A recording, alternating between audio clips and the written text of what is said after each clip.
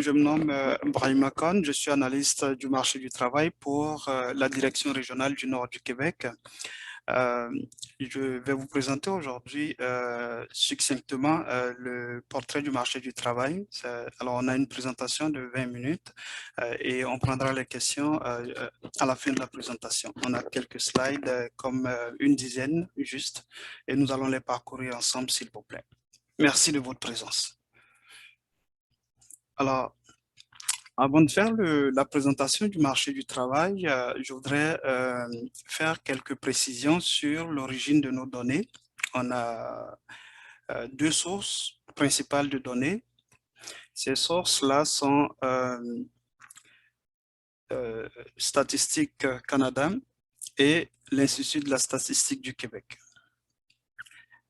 À propos de Statistique Canada, il faut dire que les données utilisées proviennent de l'enquête sur la population active, qui est une enquête mensuelle réalisée auprès des ménages et l'échantillon est représentatif de la population canadienne civile non institutionnalisée de 15 ans et plus.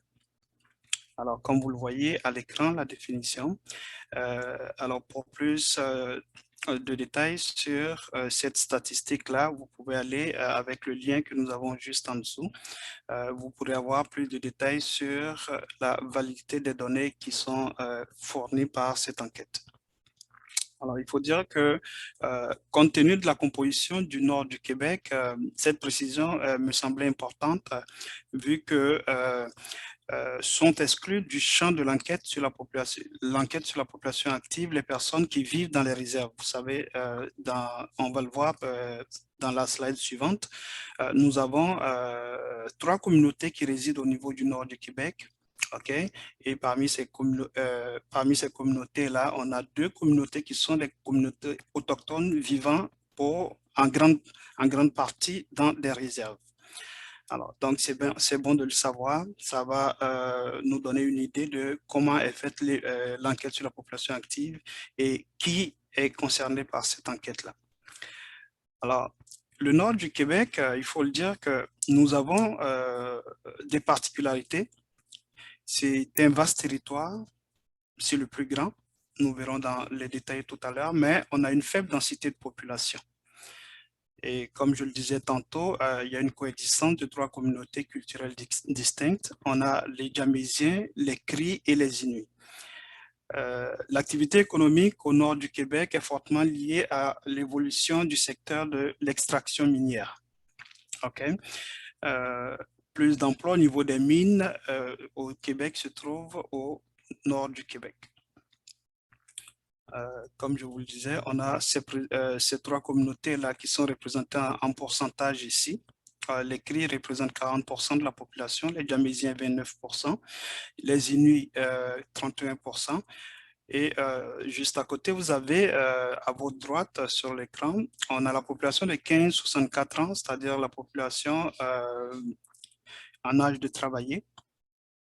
OK? Et à partir de 15 ans et 64 ans, on estime qu'à 64 ans, les personnes ne sont pas encore à la retraite, effectivement. D'accord? Ensuite, ce que je fais là, c'est de présenter un peu la structure de la population au niveau de la démographie, voir la démographie avant d'arriver au niveau des indicateurs du marché du travail qui vont nous donner une idée de c'est quoi l'économie au niveau du nord du Québec. Ici, sur cette slide, on a deux pyramides que nous avons représentées. Nous avons représenté la pyramide du nord du Québec dans son ensemble, puis la pyramide de la Djamésie. La Djamésie dont fait partie la ville de Lébel-sur-Quévillon. Cette représentation pour dire que dans l'ensemble, alors, on a une belle pyramide au nord du Québec, okay? On a une forte natalité. Alors, donc ça présage d'un certain dynamisme au niveau des différents emplois qui seront à pourvoir prochainement dans la région. Toutefois, cette réalité-là n'est pas partagée par toutes les communautés. Quand nous regardons ici au niveau de la Djamésie, la pyramide est tout le contraire de celle que nous voyons au niveau de la gauche. D'accord, parce qu'il y a une faible natalité par ici et à cela s'ajoute un exode des populations que nous allons voir ici sur la slide suivante. Alors, quand nous regardons au niveau de la population, de la démographie, on va voir ici que au niveau de la diamésie, nous allons plus nous attarder sur la diamésie parce que un problème démographique est quand même bien palpable dans cette communauté-là.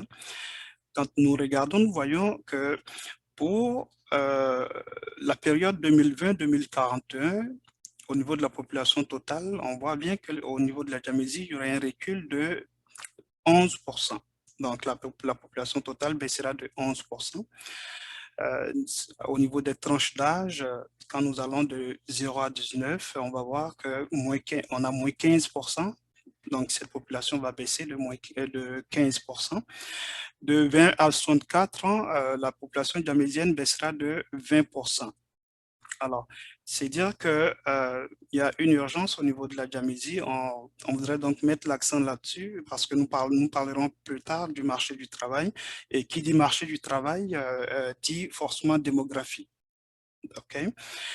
Alors, ceci étant dit, nous allons regarder ensemble les indicateurs du marché du travail. OK, parfait.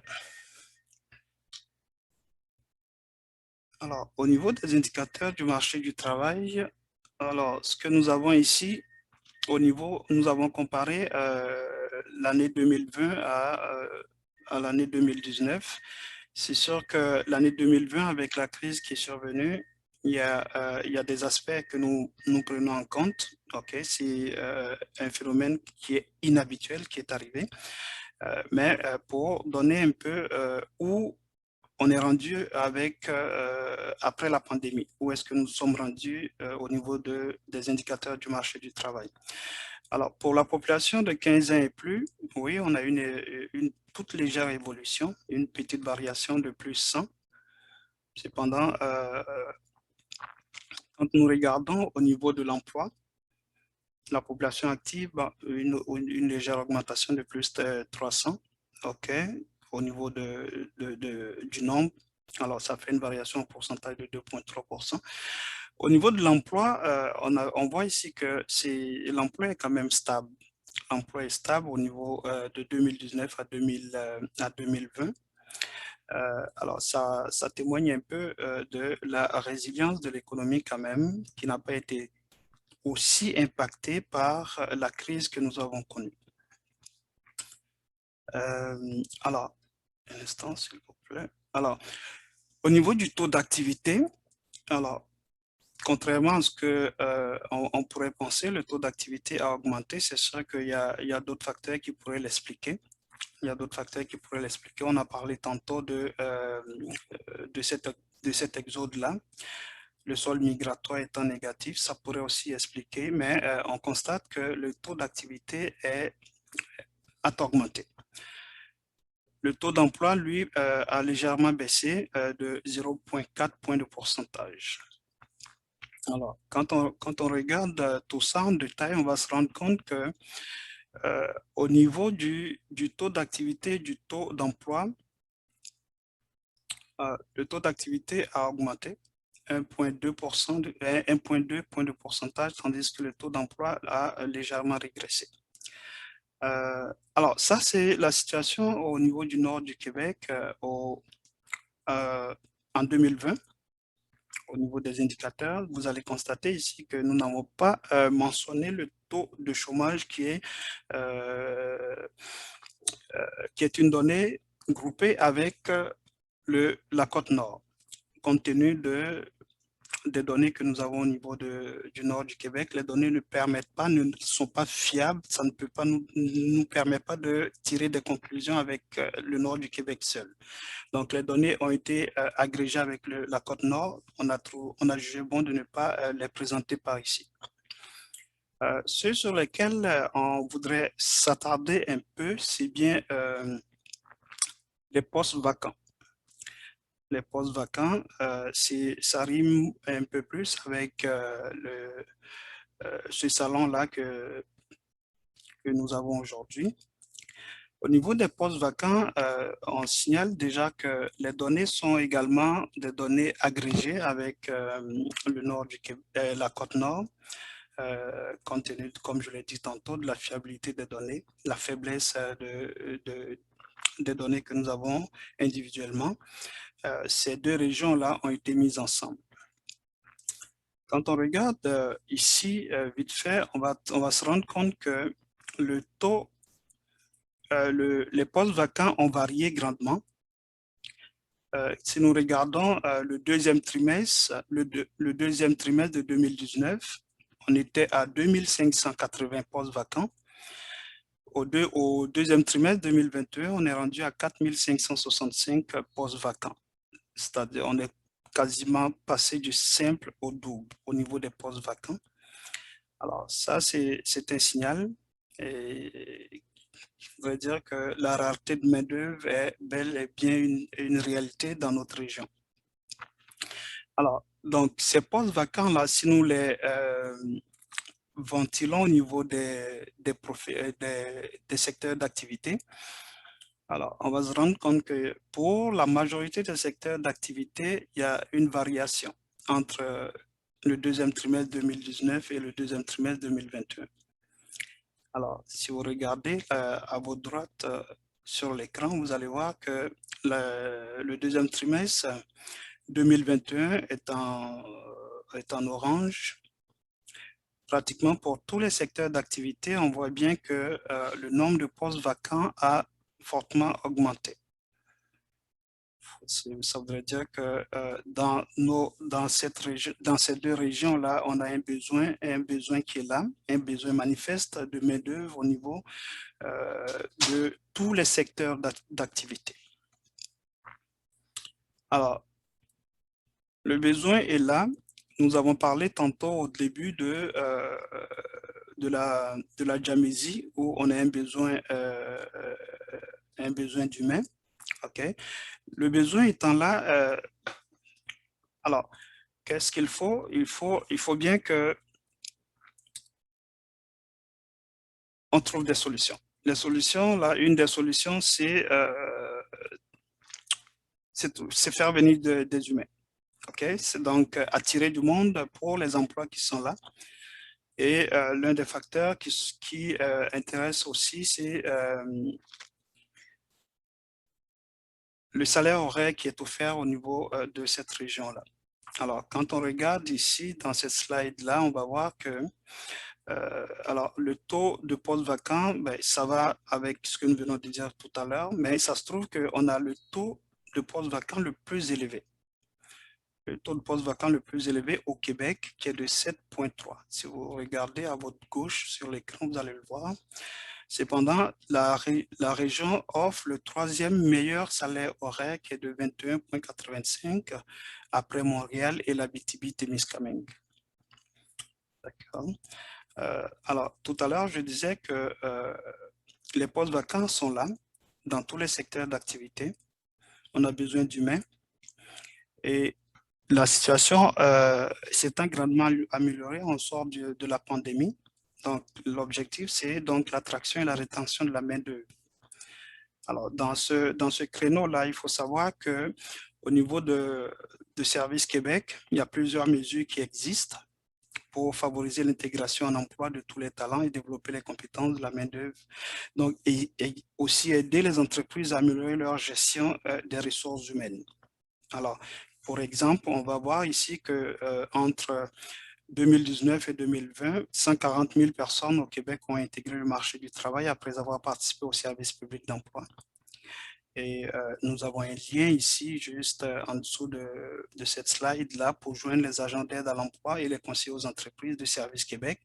Alors, on peut aller sur localisateur.servicequebec.gouv.qc.ca.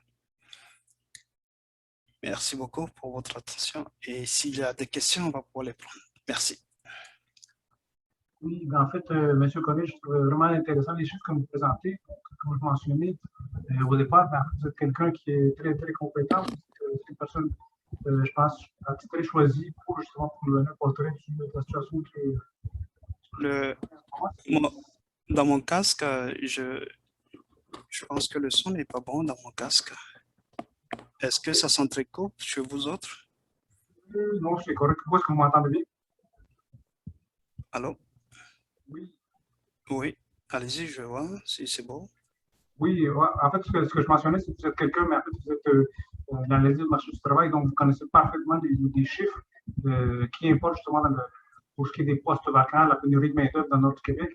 Donc, ben, quels sont les principaux changements que vous avez vus au cours de la pandémie? Quel secteur qui a été le plus affecté, vous diriez, qui a eu le plus de fluctuations avant puis après la pandémie? Alors, la pandémie a comme touché toutes les régions de la même façon, pratiquement, de façon globale. OK? On dirait que c'est les secteurs où il y avait plus de contacts directs avec, euh, avec la clientèle.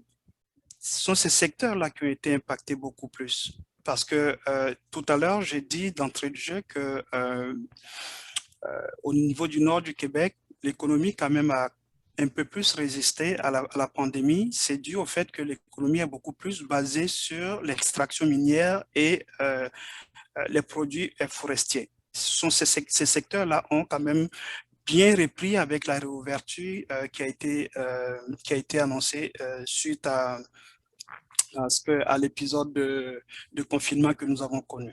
Donc, c'est toujours les secteurs des services qui ont été beaucoup plus impactés, où on a plus de rapports avec la clientèle. Et puis, oui.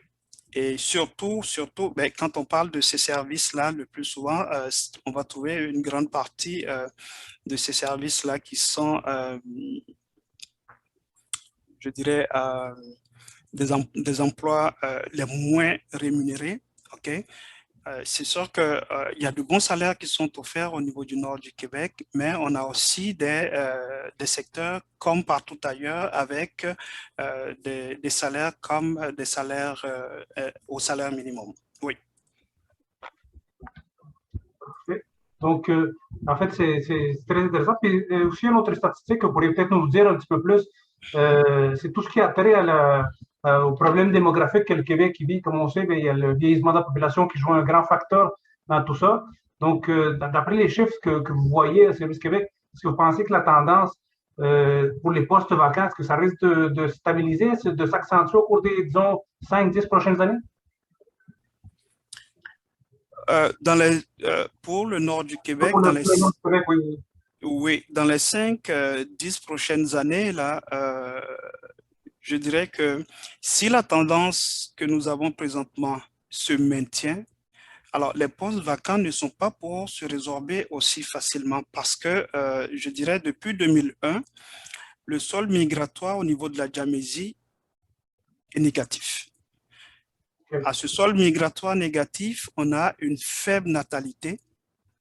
Alors, donc, il y a un vrai problème d'humain au niveau du nord du Québec. Ça, c'est une première chose. La rareté est partout. La rareté est au nord du Québec, mais à cette rareté déjà qui existe partout, nous avons un problème d'humain au niveau du nord du Québec. C'est vrai, les postes vacants, ça ne va pas être seulement des humains. Il y a l'automatisation qui va se faire, OK, mais je ne pense pas que ça puisse suffire dans 5-10 ans, là, à combler tous ces postes. Alors, ça va prendre peut-être d'autres moyens que nous pourrons voir dans un autre cadre, on pourra en discuter dans un autre cadre. Mais oui, je le dis, ça, dans les 5 années à venir, si la tendance se maintient, euh, on pourrait, comme on le dit là, atténuer, mais pas résorber totalement ce manque-là de main-d'œuvre. Oui. Mais effectivement, comme vous dites si bien, je pense que ça fait quelques années qu'on travaille le sujet, puisqu'on entend souvent c'est automatisation, aller chercher d'autres bassins de travailleurs, sauf que en même temps, comme vous conviendrez comme moi que l'automatisation, ça prend des humains derrière ça, ces machines-là vont briser, il faut les faire fonctionner. Donc, c'est partiellement une solution que, ben, on entend parler depuis 5-6 ans de ça, mais ça résolve très peu, parce que même les entreprises qui ont passé à ça, qui ont fait de l'automatisation, elles sont aux prises avec la même problématique. Donc, c'est-à-dire que probablement, ils sont plus productifs, ils sont capables d'augmenter, d'être plus efficients, tout ça, sauf que ils ne sont pas capables d'avoir les humains qui vont répondre à cette demande-là. Donc, ils augmentent le nombre de contrats, mais parallèlement à ça, ils sont stockés parce qu'ils n'ont pas les travailleurs pour entretenir ces machines-là, pour veiller aux bons soins. Donc, je pense que oui, effectivement, comme vous dites si bien, ça va prendre des humains derrière tout ça pour pouvoir résolver ce problème-là. Parce que comme vous dites, les statistiques là, sont vraiment frappantes pour le nord du Québec, mais pour l'ensemble du Québec aussi. Donc, si vous aviez une petite conclusion, une pensée par rapport à justement au salon international qui vise justement à aller chercher des talents mondiaux puis à les mettre en contact avec les régions du Québec, avec le nord du Québec, qu'est-ce que vous diriez est-ce qu'il y a un conseil, une pensée? Alors, le conseil que comme c'est comme une suggestion parce que alors la rareté de main-d'œuvre était déjà présente avant la pandémie. Ça s'est exacerbé avec la pandémie. OK, aujourd'hui, on a besoin de plusieurs solutions, c'est sûr. Il n'y a pas que les humains, il n'y a pas que l'automatisation, mais je peux dire qu'il faut aussi ajouter à cela la formation, la mise à niveau, la réqualification. C'est vraiment c'est comme un package. C'est comme un package pour contrer cette pénurie-là. Alors, si nous parlons du nord du Québec où il n'y a déjà pas d'humains, okay, nous parlons d'un package de faire avec un tout. S'il n'y a pas d'humain au niveau du nord du Québec, il faut dans un premier temps en chercher. Donc, d'où l'intérêt de favoriser l'immigration, OK, de nouvelles personnes, OK, qui vont aussi contribuer à juguler ce problème-là de pénurie de main-d'œuvre pour notre région. Oui. Oui, oui, ben, en fait, je suis totalement d'accord avec vous qu'il n'y a pas une solution miracle. Par contre, souvent, j'entends beaucoup parler de réqualification de la main-d'œuvre et tout ça, sauf que je me dis, ces humains-là, on va les prendre de quelque part, on va les former, on va les mettre ailleurs. Donc, on est en train de déplacer le problème d'un endroit à l'autre, d'une industrie à l'autre. Donc, avant, on disait que c'était parce que les gens qui étaient dans le service au détail et tout ça n'étaient pas là, puis qu'elle allait revenir éventuellement dans ces secteurs-là. Mais c'est parce que je trouve qu'on déplace le problème d'un endroit à l'autre. C'est-à-dire qu'on qualifie ces gens-là, mais on va les qualifier pour aller à d'autres postes, mais les postes qu'ils vont laisser vont rester quand même vides. Donc, ça va être, oui, ça va être des postes peut-être plus payants, qui vont être là, qui vont être octroyés vis-à-vis cette mise à niveau. Sauf que, en même temps, ça prend des gens à bas salaire pour faire rouler. Puis je pense que dans certains secteurs, dans la plupart, c'est les bas salaires qui sont probablement le plus manquants. Donc, c'est peut-être la main-d'œuvre la moins qualifiée. Donc, oui, ben, effectivement, il y a plusieurs solutions à ça, mais je trouve que votre analyse est très complète. Donc, on va espérer que des solutions vont être apportées. Donc, ben, Monsieur Koné, je vous remercie vraiment beaucoup pour cette intervention. C'était vraiment très pertinent, très utile. Je suis sûr que les participants du salon ils vont en tirer grandement profit de voir ces chiffres-là. Puis j'espère que ça va porter aussi à la réflexion en sachant que, comme vous dites si bien, il n'y a pas une solution miracle, mais probablement une des pistes de solution qui est très, très envisageable, c'est l'immigration. Donc, Monsieur Koné, merci beaucoup pour votre présence. C'était vraiment très, très, très apprécié. Puis à tous les participants, mais je vous dirais de rester dans quelques minutes, il y aura la présentation du Cégep de Chibougamau, qui va être aussi très intéressante. Donc, bon salon, puis merci beaucoup, Monsieur Koné. Merci beaucoup.